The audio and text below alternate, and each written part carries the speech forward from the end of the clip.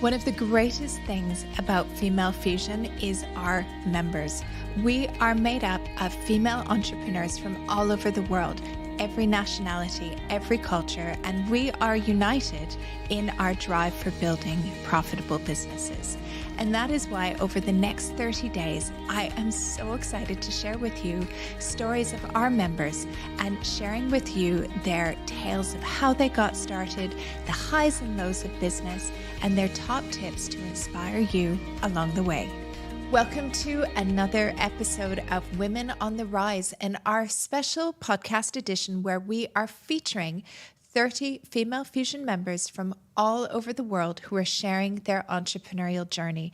And today I am joined by Julie Lewis, who is the founder of Mountain High, which is the first expedition company in the Middle East. Julie, welcome to the podcast. Thank you so much. It's fantastic to be here. I love the setting. It's great. It's quite an adventure. Absolutely. Well, you know, we're loving the podcast adventure, and it's so interesting to add in the element of video as well as voice as well, so you're able to have different types of content. Super smart. Multimedia. Yeah. So enough about me. Let's talk about you.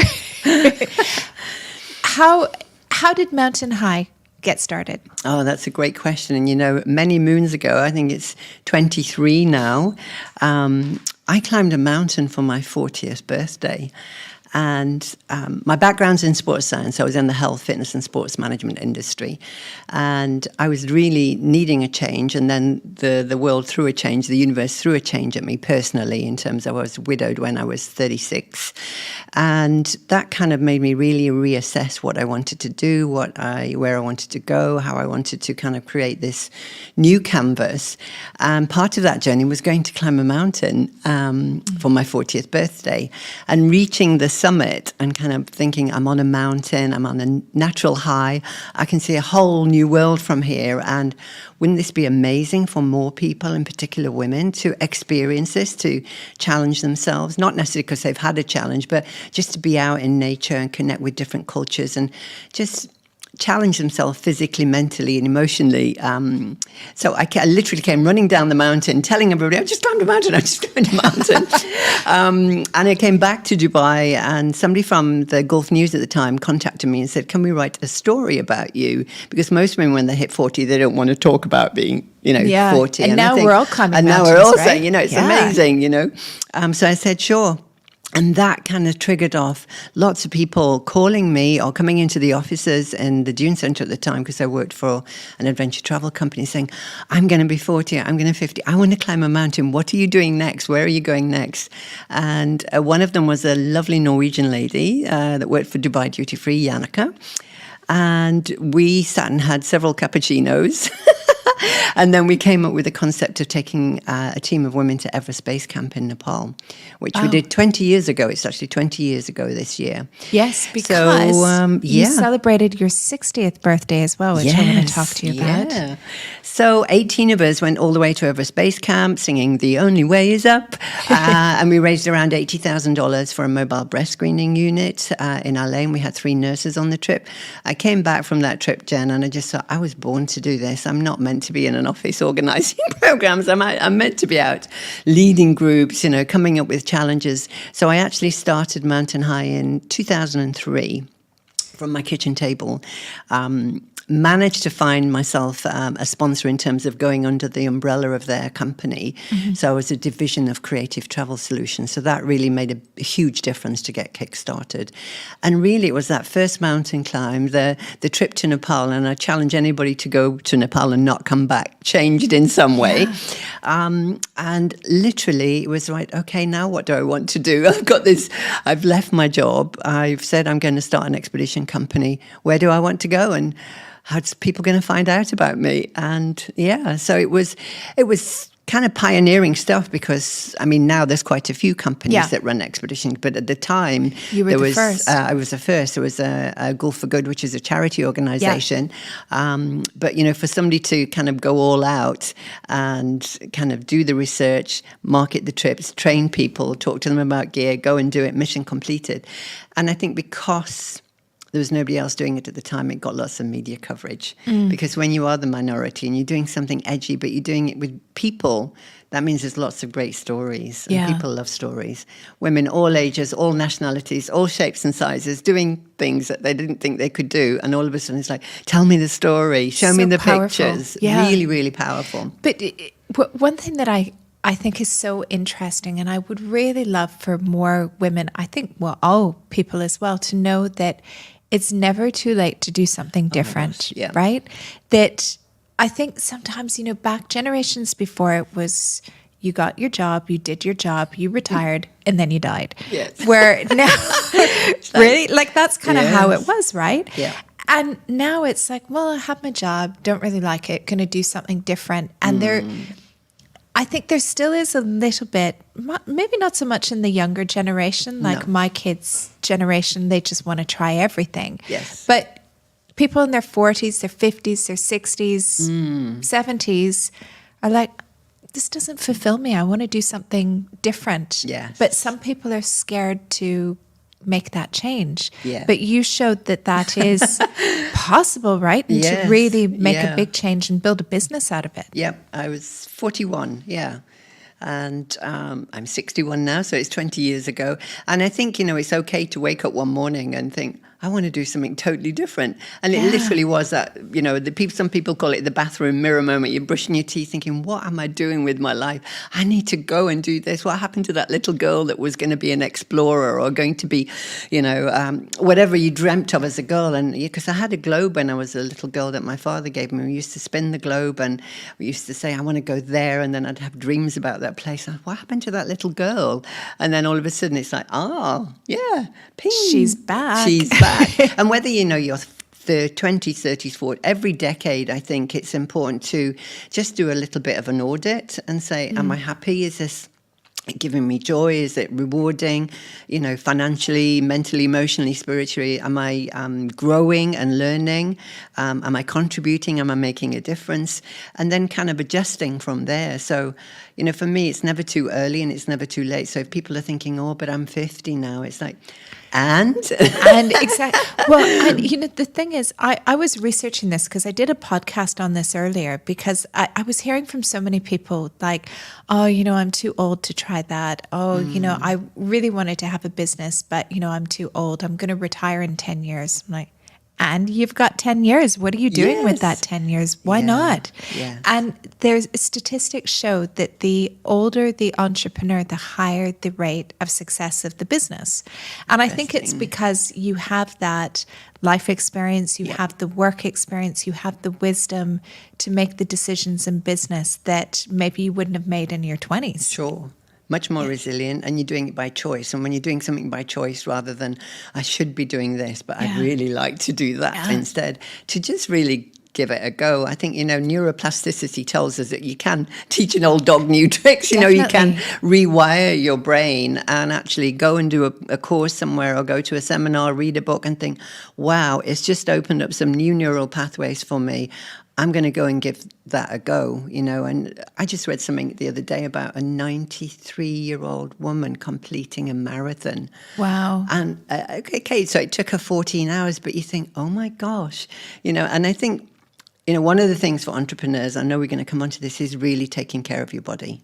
Self-care. It's so, so important at every age and stage because, all of this giving, being of service requires you to really take charge of your own health. And I think particularly for entrepreneurs as well, right? That if you work for a company, if you get sick, if you're not taking care of yourself, you can go on sick leave. You can get, paid for however long and you have that time to recover. Yeah. If you are a business owner, unless you're paying for a hefty insurance policy, and I did look into that it's like $200 a month to put into an insurance policy like that, that you're not going to get a salary. That's true. And if you're not looking after yourself, how are you going to run your business? Now, if you're a bigger business, you'll have people running it for you, but how do you take care of yourself? Yeah. I mean, especially in my industry, because in the early days it was expedition, expedition, expedition. And then it got into the speaking because people said, tell us about your trip, show us pictures, tell us stories. So then it kind of progressed and evolved into kind of more speaking, and the expeditions are the cherry on the icing on the cake. But it was really like, okay, if I'm not physically capable, if I twist my ankle even, then it's game over. So in terms of the risk associated with that, then I made sure that, for me, it's always triple my self-care.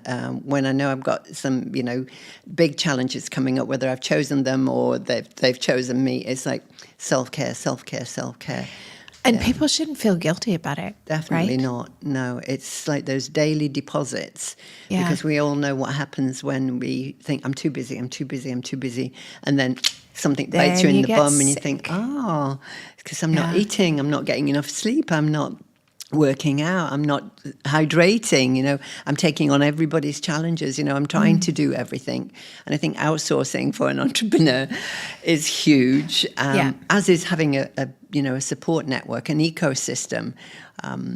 When you first start, when I first got my big sponsor, it was Land Rover, thankfully, and they gave me a vehicle that would cross all terrain, and they had a marketing company and a PR company. They said, just send us bullet points and pictures. It was like, oh my God, this is amazing. Bullet points, pictures, and then, across the board. And that was a good 5 years. And I think that made a huge difference, that, you need to have this ecosystem of support around you who can help you with, marketing, sales, your branding, your positioning, your media, absolutely everything. It depends on what kind of sector you're in, but it's so important to have that resources. You can't be doing all of that yourself. No. It's like, when do I sleep? Recipe for burnout, right? Yeah, it is. Yeah. And speaking about kind of the burnout or the overwhelm of running a business, this is really your zone of genius. How can entrepreneurs, when they're building their business, whether it's startup or 7 or 8 figures, how can they prevent that burnout? Yeah, I think, I talk a lot about resilience in business and in life and in relationships and absolutely everything. It's it's a soft skill. People say it's a soft skill, but it has such a big difference. So for me, resilience is, first of all, being optimistic. If you get up in the morning and think it's another great day on the planet, you're in a good position. Yeah. But if you go, God, it's another day, I've got, this to do. So I think it's a mindset, definitely much a mindset.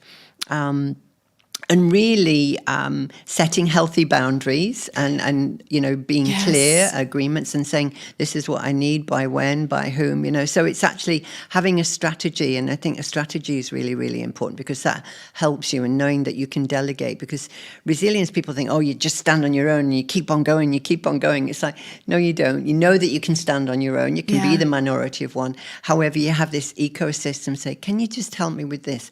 And I think asking for help is a lesson that I learned very early on, that I need to ask for help. Yeah. People say, Julie, you're this warrior, you're so strong, you don't need to do it. I said, I need help. But we all need help, We right? all need help, yes. Yeah. So I think it's asking for help, being open and flexible. You try one way, it doesn't work, try a different way. Ask, find a coach, a mentor, find a group like Female Fusion, where you can actually tap into the knowledge and wisdom of that collective and not feel, I've got to do everything by myself. I have to reinvent the wheel when somebody's kind of already fast forward and done it for you, or has the templates.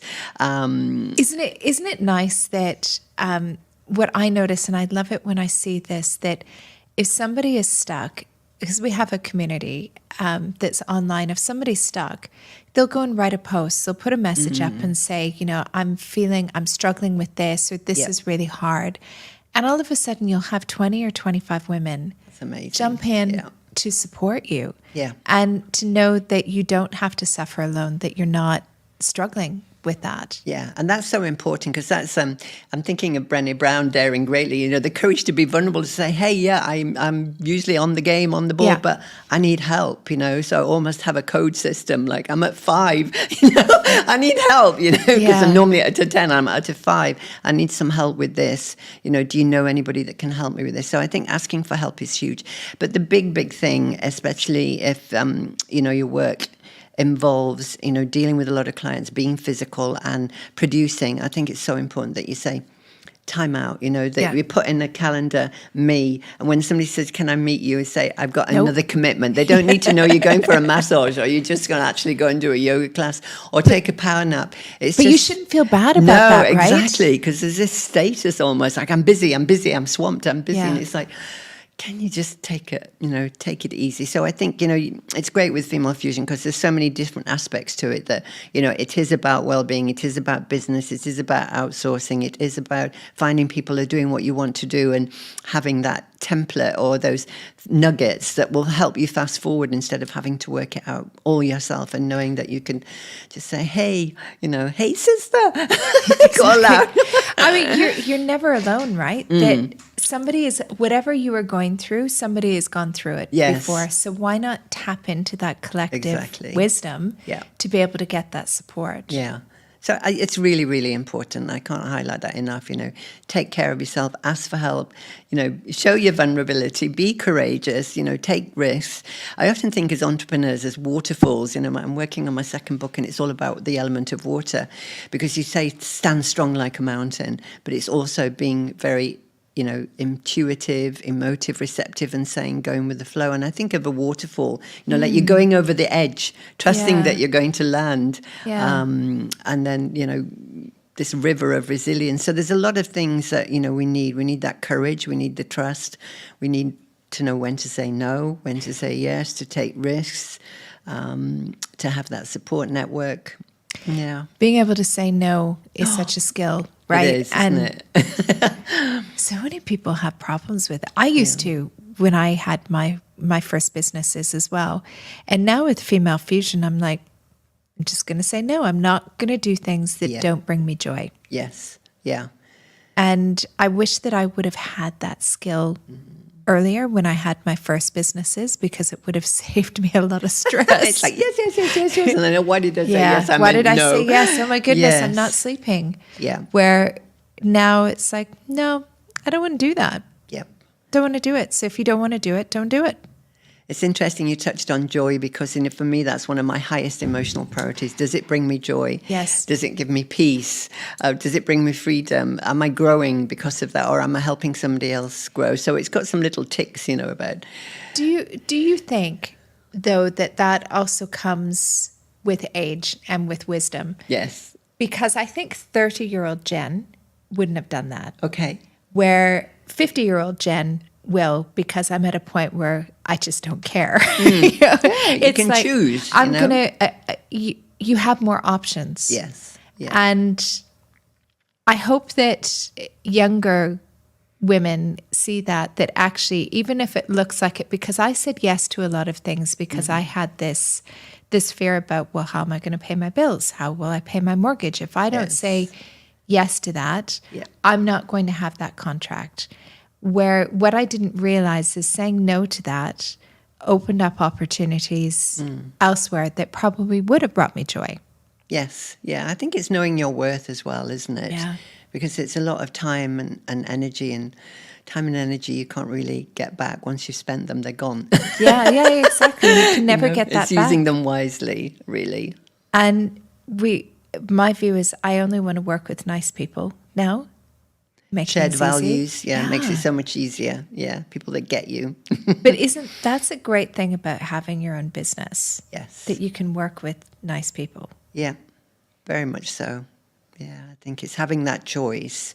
And know when is enough. When people say, and then you can retire, and it's like, I'm refiring, after a couple of years, during the lockdown, which we all experienced, and doing various other kind of challenges where you kind of go off the radar, but then you want to come back because you think, I've learned, I've grown, I've learned so much. I want to share that. I've integrated it into my life now. It's time to share it. So for me, it's about refiring. The 60 years on the planet project was, I need to go out to play. I haven't been out leading expeditions for 2 years. I've been speaking, on virtual behind a screen. I want to go back on the stage. It's there in you, and it's just this fire in the belly again to to go out there. So it was very much like one trip every other month, Well, you get did this everybody out. epic adventure. So when you turned 60 last year, you did an epic adventure where you were like, 60 years on the planet, let's go. Yes, Woo! exactly. I'm still Which is kicking. so cool. So Yes. how many countries did you do for expeditions in the end?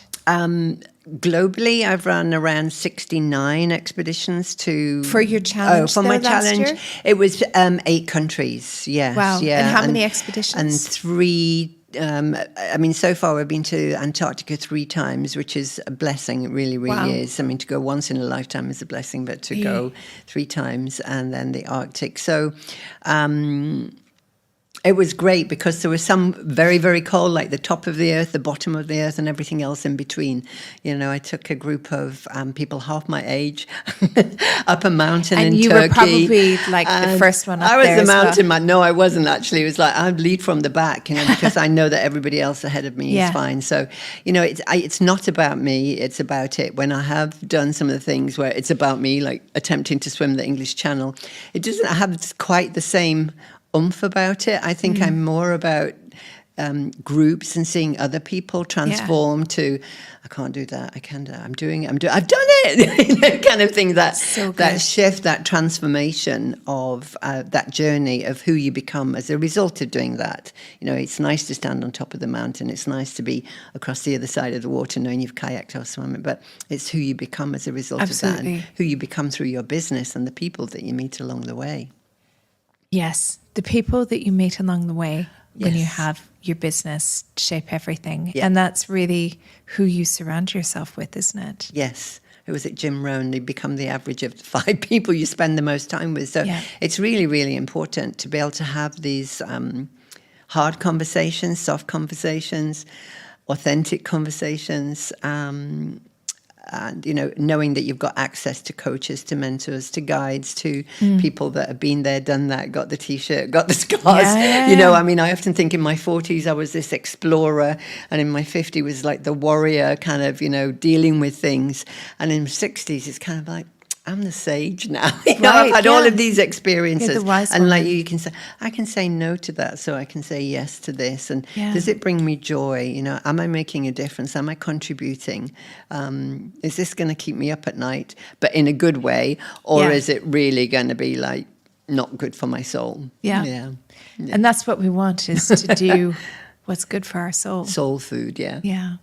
Julie, thank you so much for being on the podcast and sharing your wisdom. Amazing. It's great. And I think it's great that you've done audio and video. That's super smart. Oh, thank you That's so an much, entrepreneurial Julie. sign. You can multi-purpose. You can repurpose it. Yeah. That's what we do in Female Fusion. And we will be sharing with all of our members how they can do it as well. Amazing. Thanks, Julie. Thanks for listening to the Women on the Rise podcast and our 30 most inspiring female entrepreneurs. If you are inspired by today's episode, why not come and join us in Female Fusion? We would absolutely love to have you. This is where you will be able to connect with the most incredible female entrepreneurs who are all committed to building a most profitable business. All you need to do is head over to femalefusionnetwork.com/join. I look forward to seeing you on the inside.